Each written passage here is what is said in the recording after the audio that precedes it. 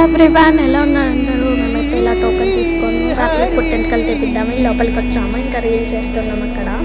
ఇంకా వాటర్ అంతా తడిపేసాము. మన పేరెంట్స్ కంటే మనం మంచి కోరుకునే వాళ్ళు ఇంకెవరు ఉండరు కదా. ఇంకా మా డాడీ అయితే అలా 3 కట్టెలు తీసేశారు పూలదండ వేసి. ఇంకా గుండు తీస్తుంటే వాడైతే అల్లరి చేస్తున్నాడు కిందకి.